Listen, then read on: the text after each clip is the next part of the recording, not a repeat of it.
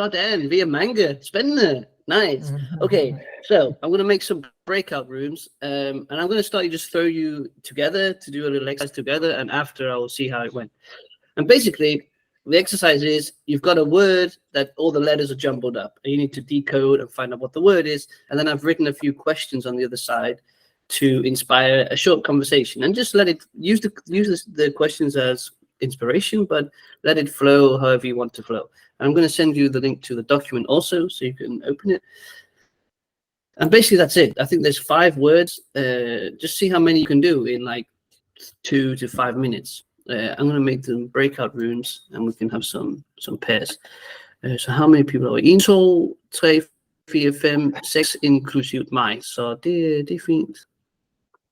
Here we go. Det skal være 30 minutter, som der står her. Det skal være, lad os sige, 3 minutter. Here we go. Hi. Hi. Ja. Vi har måder for. Ja. Hvordan går det med dig? Det går fint. Hvad med dig? Ja, det er fint også. Ja, du er i Canada, ja? Ja. Vancouver. Ja. Det er godt. Så vi har snakket om det, en substantiv. Ja, jeg tror, det er fødselsdagsgave. Du er meget godt. Kan du do crossword? Ja, jeg elsker crossword. Ja, det er meget godt. Men jeg er ikke så godt med dem på dansk, men jeg laver crossword næsten hver dag. Det er meget godt. Ja. Det er nogle spørgsmål, at vi kan spørge hinanden. Hvornår har du sidst købt den til nogen? Hvad købte du? Det er nemt, fordi jeg har en marsfødselsdag i min familie i januar. Hvad var det? Hvilken år gammel var det? Var det din, eller andre mennesker? Ja, min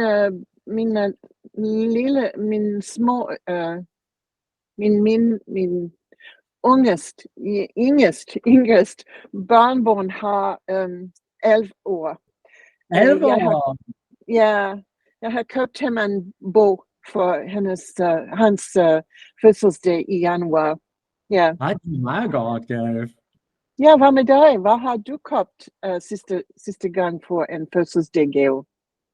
Jeg kan ikke tænke. Vi har nephew og nieces, men det er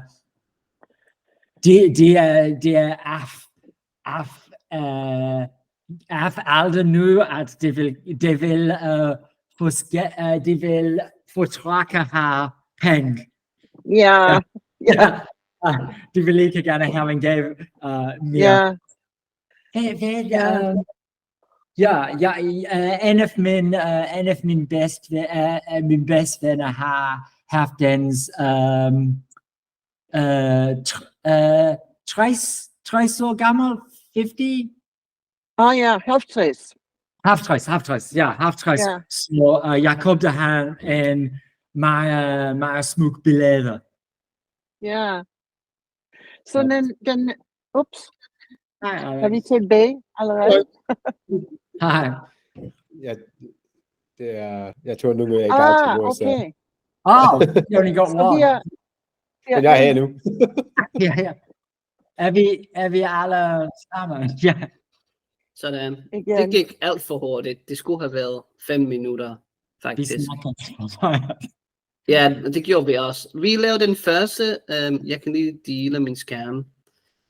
Hvem fik de første ord? Catherine har det. Ja, Catherine, du fik det. Det var fødselsdagsgave. Ja. Selvfølgelig. En fødselsdagsgave. Og Catherine, spurgte du til, hvornår har du sidst købt en til nogen? Ja, jeg har købt en bog for min yngste barnbarn i januar. Det var en bog.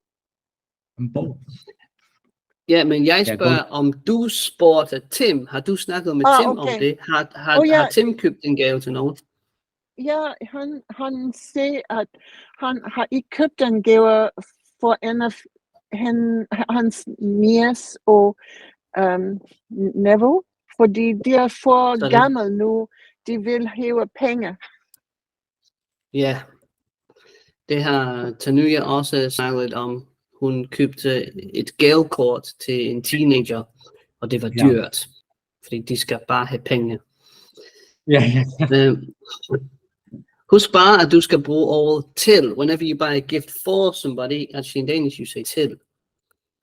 Yeah. Aha. There's a little thing of for versus til, which I feel like I did something with recently. I will let you know. Anyone get number two? Number two? Or number two?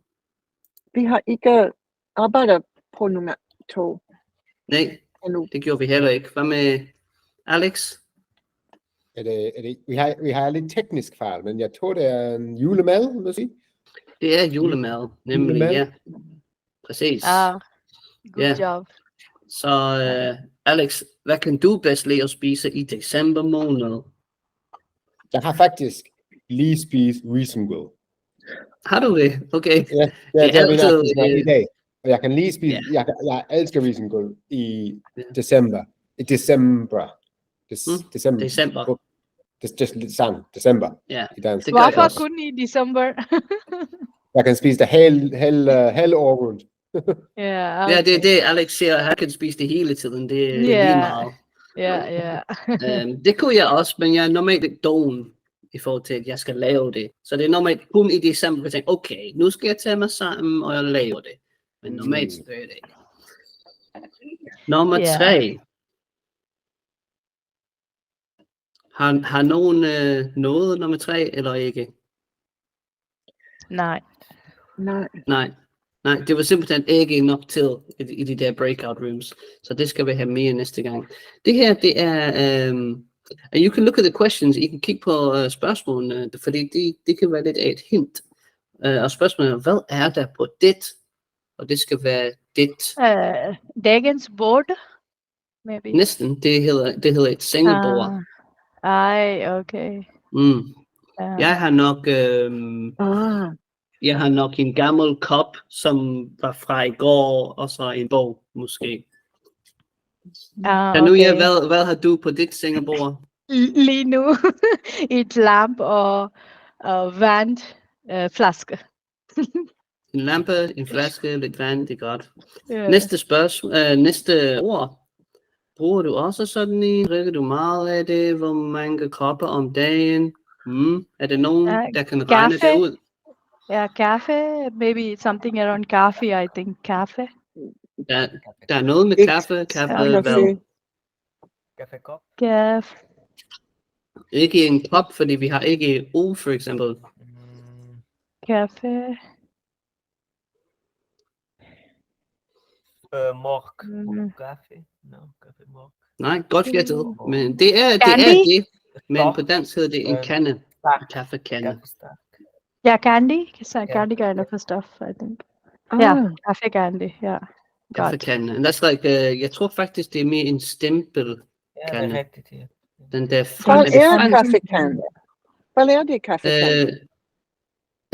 Det er normalt, jeg tænker på en stempelkande, which is that French press. It's any kind of sort of bottle flask kind of thing to coffee. Og så den sidste, det er, kaffemaskine, det rengør sådan, Tim. Ja, det er rigtigt. Tim, skal du rengøre i dag? Jeg ved, at du elsker at gøre rent. Ja. Jeg rengør badeværelser. Sådan.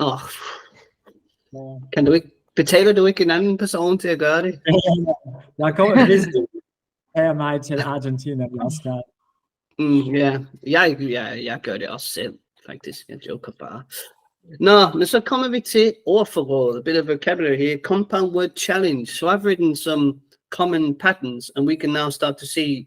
It's really about word classes more than compound words.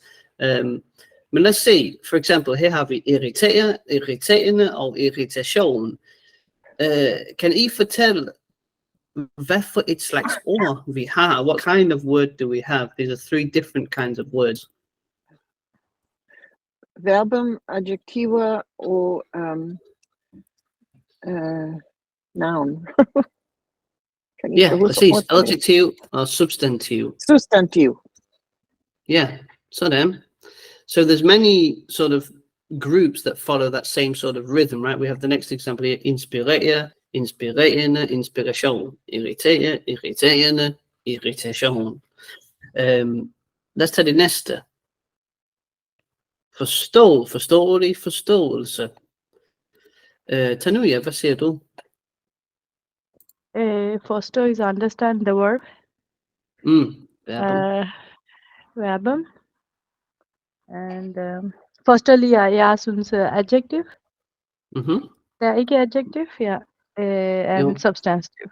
Ja, plus. Substantive, ja, præcis. Så det er meget oplagt, super obvious, but another example could be misforståelig, misforståelse. Yeah. Right? So when you get very used to these endings and different sort of words, patterns, I guess, you can start to learn words quite easily. Another pattern you see often is, for example, at tænke, tænksomhed. Pedro, hvad siger du til det? Think so. Verbum, first one. Verbum, selvfølgelig, ja. Think some.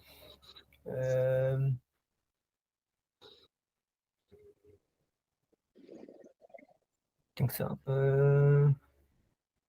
Tænksom. Adjective. Ja, man kan være en tænksom person, for eksempel. Tænksom, ja. Og tænksomhed. Ja. Substantive. Yeah, præcis. So I've actually kind of used the same sort of order, I guess, in all of these. And you can see this ending of hill, that's often your noun, that's often the concept of something. So another example, forgetting, at glemme, if you are forgetful, så er du glemsom, and forgetfulness is glemsomhed. So you can also start to think of what it is in English, because a lot of the hill stuff translates as ness, somethingness. Not always, there's many different ones, but that's a good thing to remember. Okay, for example, what could be the laziness? Laziness, yeah. That's actually a different one. It's called downscape. Downscape. Okay, downscape. So if you are lazy, you're down, and laziness, downscape. But then again, there's many other nouns that end in scape. So it's kind of, you compare them all together in that way. Another one, at muliggøre, mulig, en mulighed og muligvis. Nu har vi faktisk 4. Alex, hvad siger du til disse? What words do we have? What kind of words do we have, for example? At muliggøre, muligvis. So at muliggøre is a possibility. That possibility. But is it a noun? Is it a verb? What is that? Jeg er ikke sikker faktisk. Er det en verb? Yeah, det er et verbum. And the clue is that it has at in front of it, and also it ends in an E. Many verbs end in E, so it's a doing thing. I think in English we don't necessarily have a word, do we? It's like to make something possible. No. Maybe to enable, to make possible. Maybe. Nå, okay. Og så efter den at mulighed, en mulighed. En mulighed. Adjective, possibility. Nej, det. Ser du, at mulighed er et adjektiv? Jeg er ikke sikker. Min grammar er lidt dårlig. Nej, men det er helt okay. Again, a little clue you have here is you have the article in this one. In mulighed. So it's a thing, it's an object almost. It's not really, but because it's a bit more abstract, but it's a possibility. So that is a substantive. Yeah. If something is possible, det er muligt. So that's an adjective. And muligvis. Any ideas what that might be? If you say, I don't know, kan du komme i morgen, Liam? Muligvis. Det er muligt. Yeah, adverbium. So that's like, often in English they translate as a li, something, possibly. So you have to make possible. Possible, it's possible. A possibility, and possibly. Likewise with sandsynliggøre, which means to make probable, maybe. If something is sandsynligt, it is probable. In sandsynlighed, a probability, and probably sandsynligvis. Sandsynligvis. Yeah, so a lot of nice word patterns. So now we to take inspiration from that. I've got some questions related to the words, and again, have a little short conversation. I'll give us a little bit more time this time. Hvad irriterer dig, for example? And I've given some sort of stock answers you can put here. I don't know. Regnvejr irriterer mig, for example. Hvad synes du er forståeligt? What is understandable? Og det er forståeligt, at folk har svært ved dansk udtale. Det ved jeg ikke. It can be whatever you want. Lad os gøre det. Så får vi 3 breakout rooms. Og jeg ændrer dem denne gang.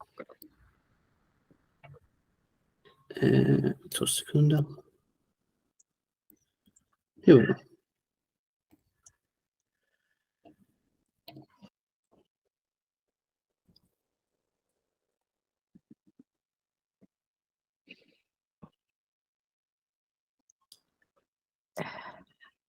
Hej. Hej. Ja, okay. Så nu vi skal arbejde på den 3-8. Vi skal prøve at lave sætninger med spørgsmål. Han har der for eksempel, hvad irriterer dig? Hvad irriterer dig? Jeg irriterer meget med, når jeg har meget arbejde til elever. For meget arbejde irriterer dig? Ja. Ja. Okay, hvilken slags du er meget irriterende, Katrine?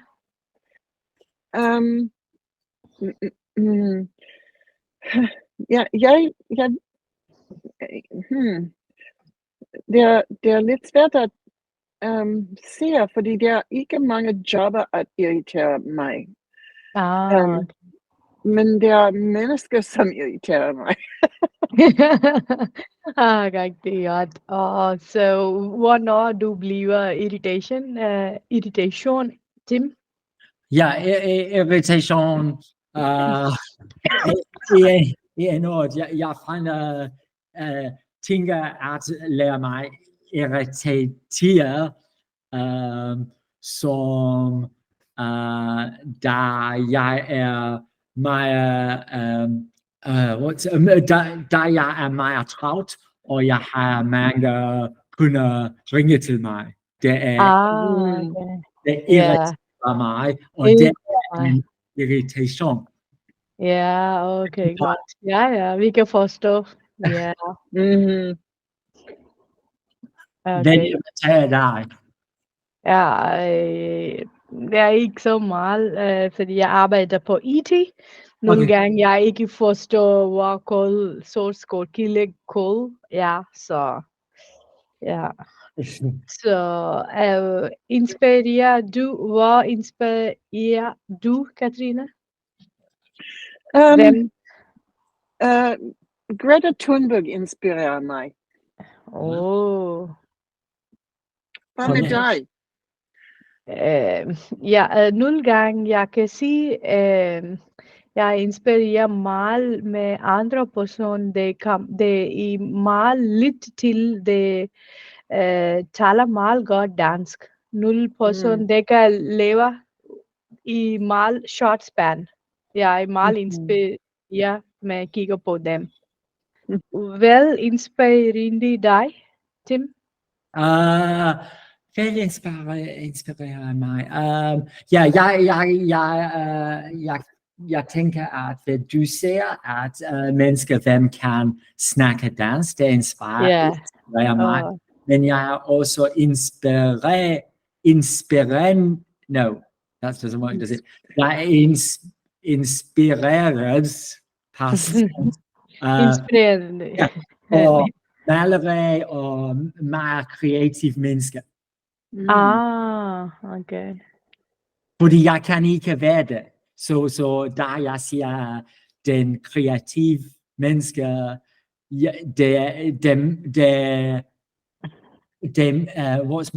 det lærer mig tænke om det. It makes me. Det går mig. No. Okay. Makes me think. Maybe it is det lærer mig. Nej, jeg tror, det gør mig. Det går mig at tænke om. Ja. Ja. Det går. Ja, vi skal gå de andre. Kom, ja. Det går. Oh, it's gone. Ja. Ja. Okay, godt. Det var en fejl, tror jeg. Ja, okay. Det er det, ja. Okay, næste. Forstå. Hvilken vi skal tage nu? Næste ord er forstå. Forstå eller misforstå. Forstå. Okay. Ja. Det ikke arbejder, men efter jeg kommer tilbage og var i Ja, det så jeg. Jeg tror, at du skal acceptere det. Har du klikket på noget? Sådan accept, eller? Ja, jeg tror. Ja. How do you say it, like it worked the second time? Det virker. Anden gang, ja, det virkede anden gang. Ja. Fair nok. Så talte jeg en lille smule. Og hvem talte du med, Tim? Kan du gentage? Ja, hvem talte du med? Tilte, hvad er det? Tilte? Hvem snakkede du med? Vi har kun 29 sekunder, så vi snakker lidt. Men den første gang, vi snakker om lidt verbium. Okay. Hvilket var det, sagde du? Jeg tror, jeg var i den andre gruppe, og vi var ikke på den sætning, vi var stadig på det verbium, adverbium og substantiver. Okay. Jeg tror, altså disse vi var hætter. på det forskellige ting, jeg tror. Ja. Og Catherine, hvem talte du med? Var du sammen med Tanuja? Undskyld. Jeg snakker med Tanuja. Ja. Hvad har du lært om hende? Jeg har lært, at hun har 2 børn, som går til international skole. Sådan. Fedt. Og Tanuja, har du lært noget om Catherine? Ja, omkring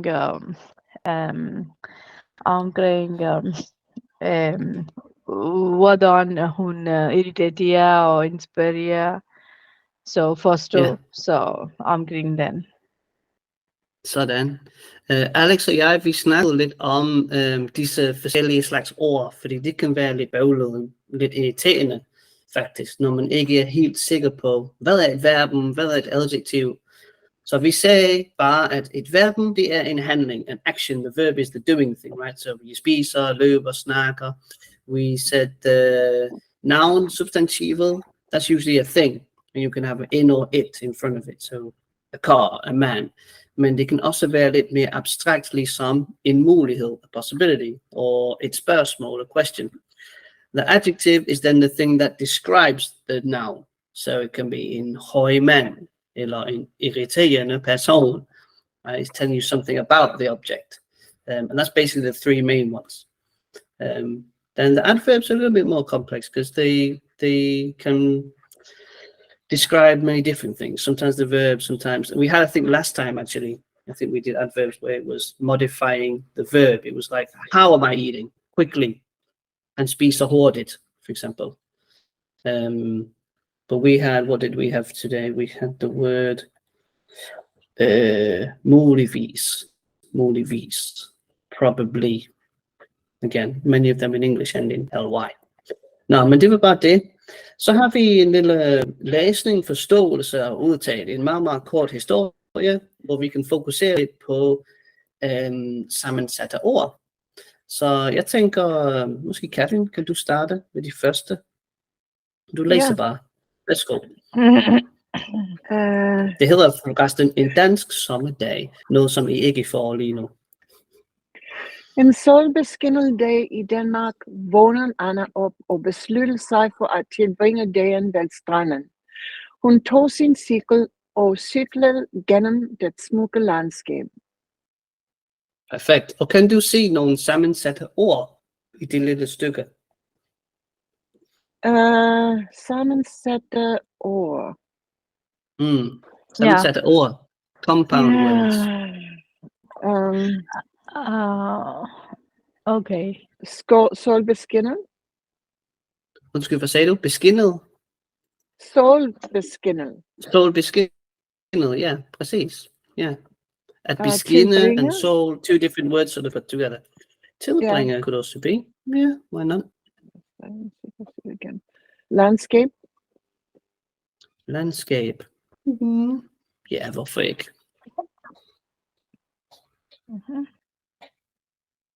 Jeg tror, det er lidt det, ikke også? Man kunne igen argumentere for, at besluttet er måske, men ikke helt, fordi det er mere, I mean, be on its own is not really a word. So, okay, næste, Tanuja, din tur. Okay. Da hun ankom på stranden, kunne hun se børn. Det legede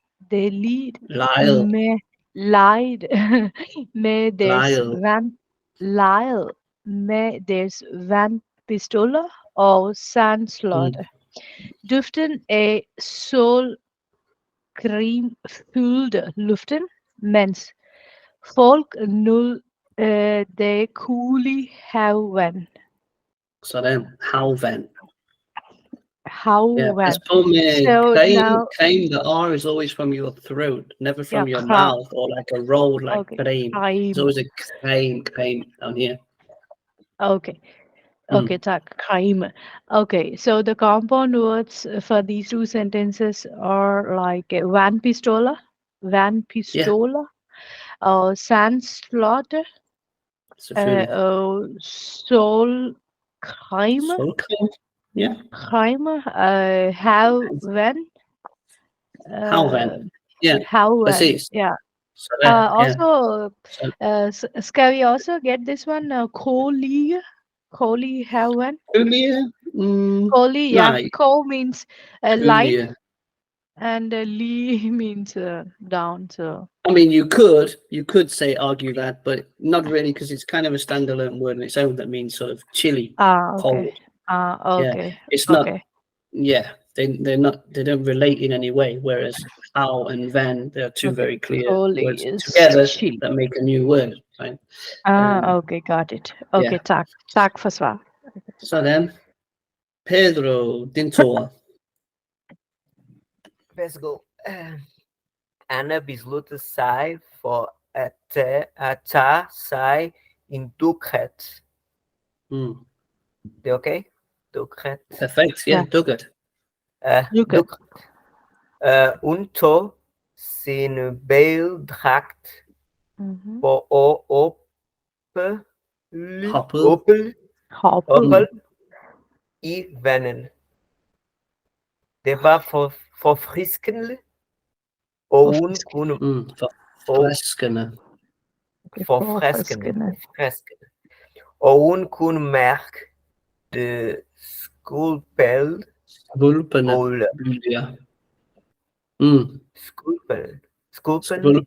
Awful word. Because you have the sound here. Okay. And then you have a v. It's like all the words that shouldn't be together. This is like when the water is a bit choppy, I guess. The waves. Yeah, I mean, godt læst. What I noticed, there's been two words that come up with this ending, the ede. Hoppel, and earlier we had Lyle.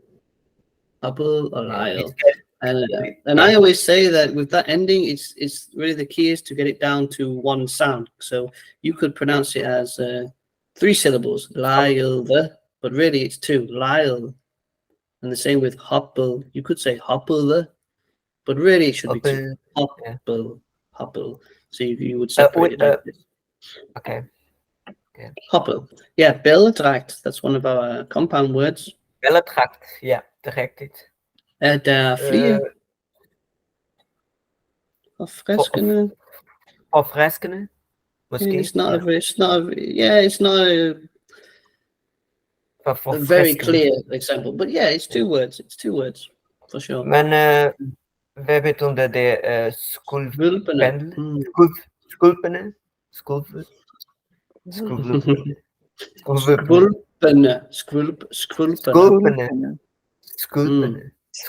soon as they know some choppy, chiggly, sloshing, it says here on Google. Yeah, she could feel the sloshing, which means the water is like doing this, the waves rather. Okay. Yeah, when the waves sort of bounce up and down quite hard, that's what it means. Okay. Så then, jeg tager et eksempel. Efter svømmeturen nåede hun en iskold forfriskning fra sandkiosken. Hun vælte en slikkepind med jordbærsmag. Lækkert. Så svømmetur, jeg synes, det er et sammensat ord. Iskold forfriskning, ja, ikke helt, men det kunne måske være. Men strandkiosk, det er fuldstændigt slikkepind. Ja, og jordbærsmag, det er faktisk også lidt af et sammensat ord. Ja. Sådan, Tim, din tur. Efter isen besluttede hun sig for at udforske strandens billeder. Hun følte at se gennem skovburet og fandt en lille klit, hvorfor hun kunne se det glitrende hav. Glitrende hav. How. Yeah, the word for ocean, you say it a bit like how in English. You say, how are you doing? Basically, how. Yeah. So we have Baglund. Bauland. Skovbrunel. Yeah, which kind of means the edge of the forest, the brow of the forest, if you like. Yeah, det er den too. Yeah, det er sådan set det. You could argue for udforske, because forske on its own is a word, means to research, and udforske means to explore. Okay. Yeah, it's kind of one. Alex, det. Men det var godt læst, det. Meget godt læst. Tak.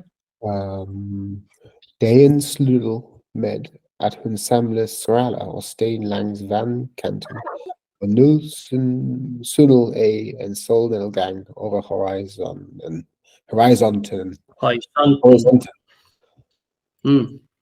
Sådan. Så skal der sten langs vandkanten, og noget syn af solnedgang. En solnedgang over horisonten. Sådan, ja. Det er tre sammensat ord. Det er faktisk 3 ord, ikke? Yeah, the sundown path. I guess gang in this sense means the movement it refers to. Gang's kind of a funny word. You have words like udgang, the exit, and the indgang, the entrance. And gangen is also just the corridor in any building. It's also a walk. You have the way that you walk, that is in gang also. You may have seen the Monty Python. Oh yeah. Yeah. Hvad siger du, Alex? Den ord nul, er det enjoy? Eller? Ja, præcis. Ja, okay. Not. Not. It's one of those great examples, right, where it's the same word, but it has different meanings depending on what context it's in, because it means nut as well as a noun. In no is a nut. But at nude is to enjoy, and in past tense it's nul also. Yeah. Cool. Okay, så har vi lidt lytning her, og I skal bare skrive, hvad I hører. I'm going to say some compound words, and I want you to see if you can just write them. You can maybe write them in the chat, or you could write them in the document if you've got it open. That'll be even better. So I'm going to turn off my camera, so it's only going to be listening. I'm just going to say some words, just singular words, and see if you can write them. Så det første ord, first word is regnbuefarvet. regnbuefarvet. Sådan. Jeg kan sige nogle gode ord. Gode... Sådan. Husk, at det er et ord. One word. Regnbuefarvet.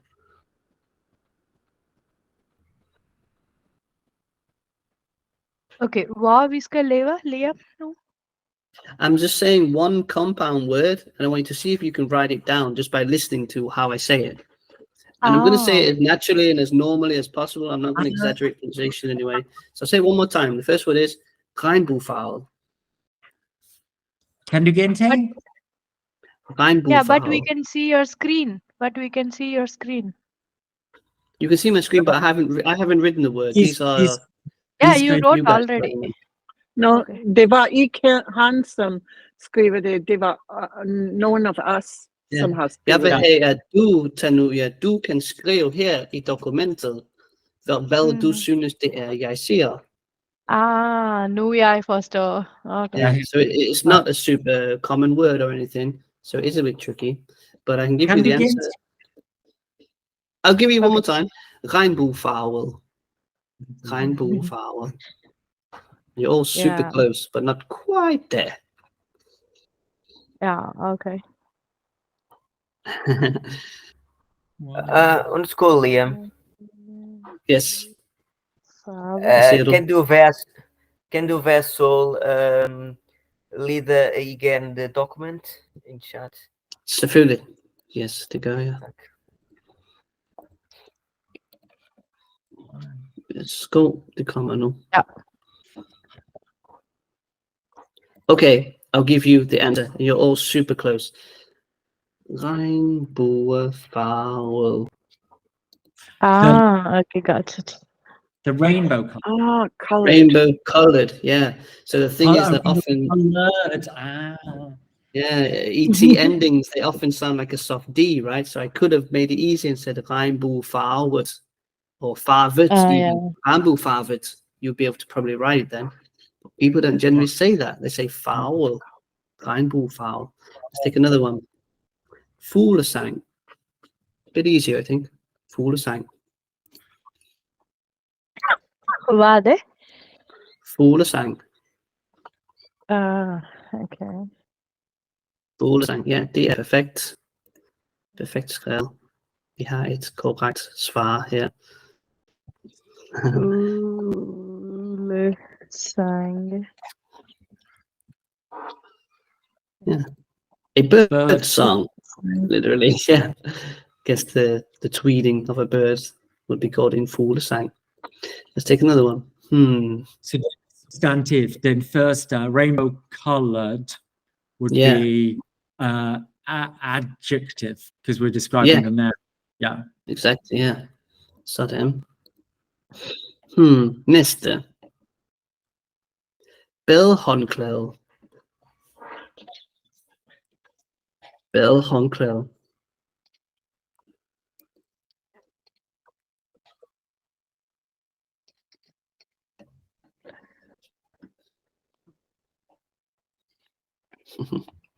Sådan, der er nogen, der skriver godt her, men du har skrevet lidt for meget, faktisk. Badehåndklæde. The bath towel. Nice. Yeah, okay. Klævet, håndklæde. This one is the correct. Badehåndklæde. Yes, without the extra T. Which is like a big towel. I guess I think of one like a beach towel kind of thing. So nice. Yeah. If I had said the beach towel, I would add a T. Badehåndklæde. And then you have sort of two soft Ds. I mean, technically you should pronounce the T because it doesn't make sense really. There's many words like that. For example, hovedet. The head would be hovedet. The problem is that many Danes pronounce it as two soft Ds, so it becomes more of a stretch sound like hoved. Same thing happens with billow. Billow. Billow. It's almost like you have two. Yeah, sådan. Yeah, you see the guy. Billow. And then, of course, when exaggerating a bit, then you turn it down and it should sound like billow, whole. Billow. A very slight difference between the two. Supermarket is another one, another good example. Supermarket becomes supermarket. Yeah, you're good today. Really good at it. Let's take one more word. I think this is a bit too easy. I'll take this one. Morgendug. Kan du gentage? Morgendug.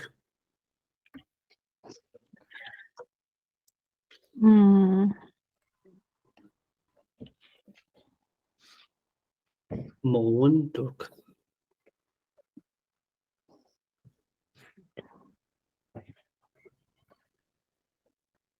It's so funny how you're all anonymous something, anonymous cheetah, anonymous iguana. What's going on? What else? Anonymous platypus, dinosaur, dinosaurs. It's Morgendugger. This is the great Morgendug. This is a great guess here. Morgendug. It's very close. But actually, it is a very odd word because it ends in a G. Morgendug.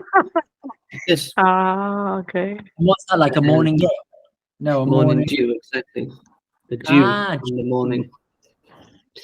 And usually when a word ends in a G, it's a silent sound, right? There's very few words where you pronounce, and it doesn't really sound much like a G. It sounds much like more like a K. And there's quite a few examples. Sneefnook is another one, which means snowflake. But usually it's always silent. Many words like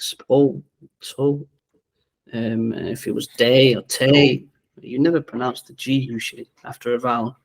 So it's kind of a unique word. Så then, lad os fortsætte. Lad os lave lidt mere. Hvad har vi ellers her? Speaking, storytelling with compound words. Let's see if we can write a bit of something together with focus on sammensatte ord i sætninger. Så vi skriver en lille historie sammen med fokus på sammensatte ord samt naturligt dansk. Vi skal gøre det så naturligt som muligt. Så historien starter på en meget solrig dag. Så vi en havfrue på stranden. Sådan. Tanuja, du skriver den næste linje. Okay. Så i første sætning, du har skrevet, Jeg har skrevet den første. Ja, en haver for, okay, så en compound word, okay. Den er meget flot, regnebu farve. Nej, regnebu i vores hjem. Sådan, kan du skrive det ned? Kan du skrive det? Okay, her, okay. Flot. We see that regnebu. Hvor jeg kan skrive? Ja. Okay.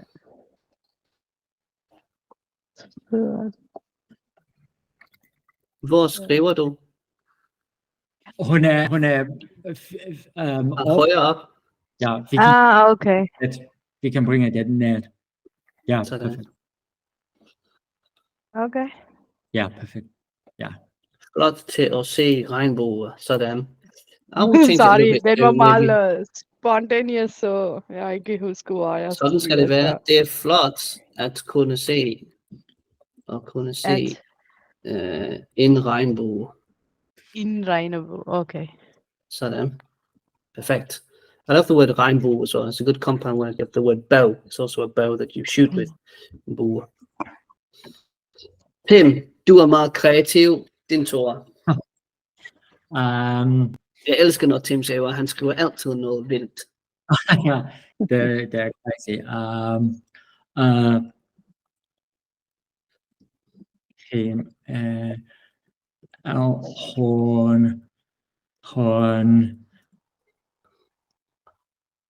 I'm trying to think of a compound word now. And I'm also spelling after and Come on, Argentina. Horn. Gik.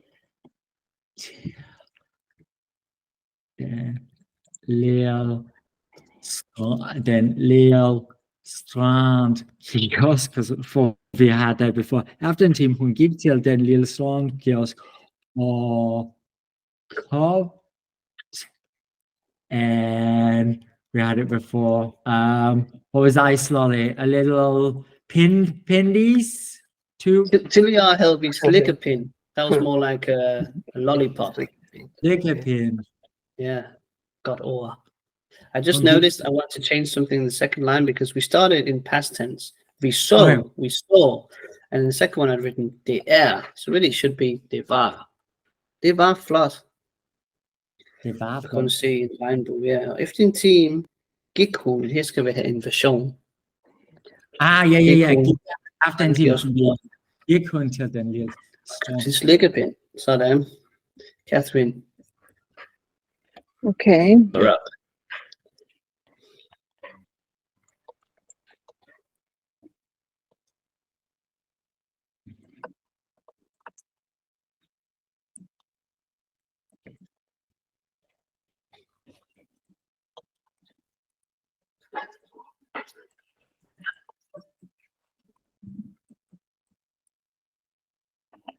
Okay. Du refererer til havfruen, selvfølgelig. Ja, fordi det er en historie om havfrue. Selvfølgelig, ja.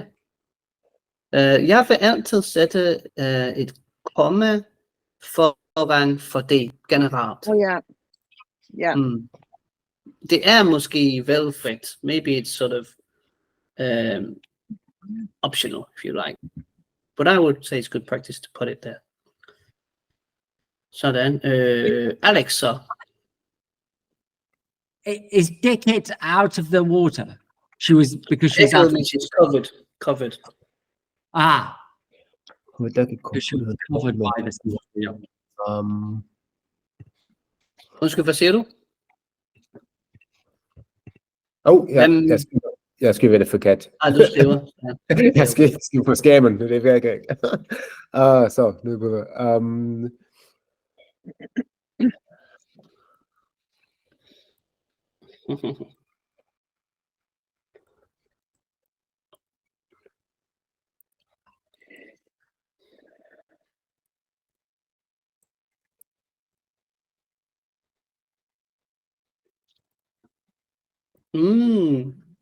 Okay.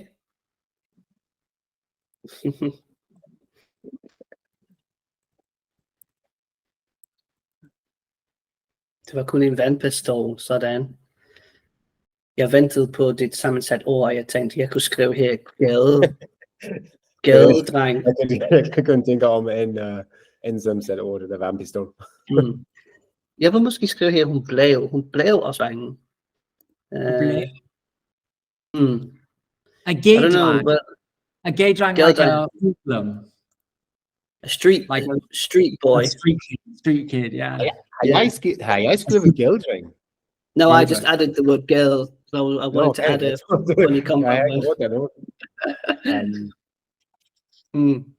Gældring med en pistol, men det var okay. Men det var okay. Det kan komme, fordi det kun, here we need a bit of word order, det kun var en vandpistol. Yeah, we can talk a bit more about that. Why is that another time? But basically, the adverb kun is coming before the verb in this kind of like subordinate clause. Whenever you write the word fordi, basically, the adverb will come first. Fordi jeg ikke, fordi jeg aldrig kan, whatever it is. Yeah. Så hvem mangler vi? Pedro, er det ikke? Yes. Er jeg klar? Måske. Bagefter.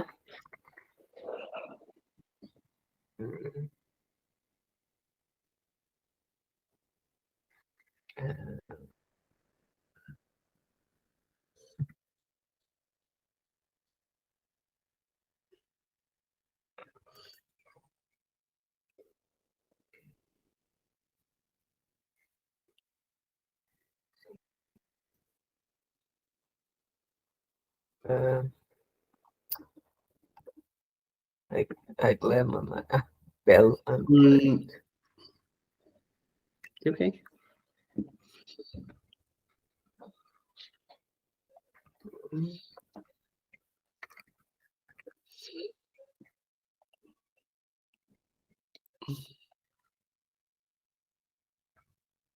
Badehåndklæder, sådan. Du mangler bare et E. Ja, og et lille B. Og så her med E.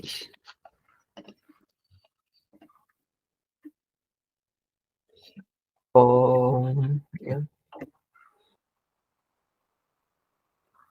Undskyld for selv. Sand. På strand. På stranden, eller på sandet? Sandet. On the beach, on the sand. Sandet. Sand. Yeah, direct. Yeah. I would change this word here to lay in past tense where she laid it down. Yeah. Lay hun. I would maybe lose the word nil. Lay hun sin badehåndklæde nil. Actually, put it here. På sandet. Yeah. Perfekt. Okay. Vores hjemmearbejde, det kan være at prøve at spice det lidt op. Putte lidt krydderi og salt og peber i det, i historien. Måske kan vi gøre det i vores chat på WhatsApp. Bare når vi har tid, så kan vi gøre det sammen i gruppen. Lad os ende med et lille spil her. Og vores objektiv, det er faktisk bare at have det sjovt og lære nogle nye ord. Og aktivitetet er, at vi skal skifte to ord til at udspille sammensatte ord, mens de andre gætter, hvad ordet er. So that means we're going to take turns to play out a word, almost act the word, and the others have to guess what the word is. So I want you all to shut down the chat box because I haven't figured out how to send a message just to one person, but that's what I sort of want to do. But if everybody closes down the chat so you cannot see the chat, and I'll just get one of you to open it to read the word. Og det kan være Catherine. Okay. Så Catherine, hvis du åbner chatten, så giver jeg dig et ord. Og du skal prøve at tænke på de forskellige ord. Altså det er et sammensat ord, ikke også? Så se om du kan fortælle os, hvad ordet er. Oh. Okay.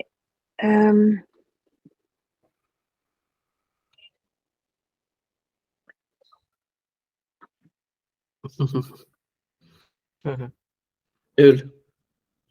Ja, abstract.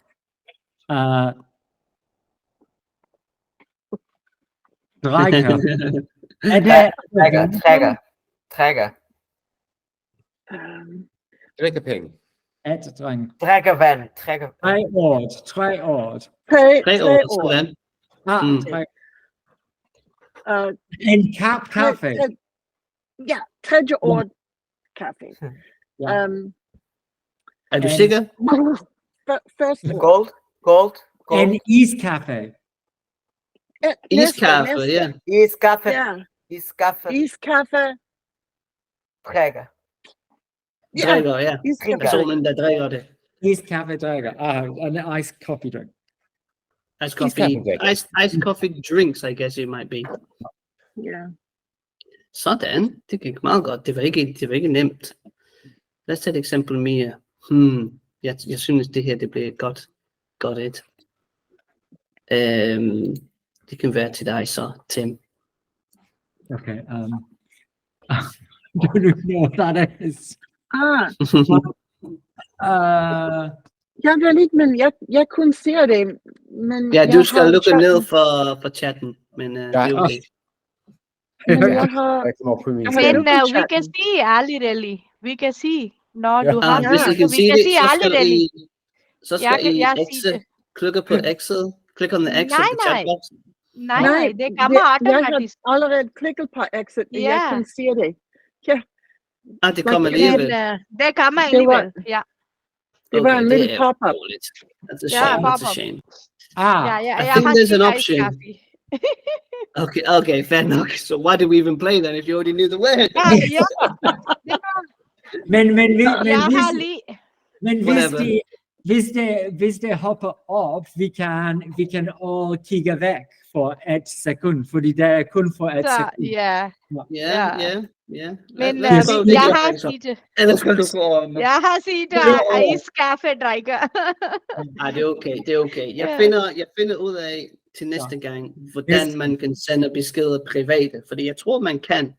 Men jeg har bare ikke fundet ud af, De enkelte studenter, du kan lave den, men ikke for everyone. Det burde være muligt i hvert fald, men jeg har bare ikke set endnu. Lad mig lige tjekke noget, 2 sekunder. Nej, jeg kan stadig ikke se noget. Det er meget. Vi tager den næste gang. Så kan vi bare pause for i dag. Som sagt, vi kan, når I så har tid og lyst, hygge snakke lidt i vores WhatsApp-gruppe og skrive lidt videre på vores tekst. Ellers, god weekend, og vi ses i næste uge. Og så tak for din til. Ja, selvfølgelig. Ja. Tak. Tak. Tak. Vi ses. Tak. Hej hej. Vi ses. Hej hej.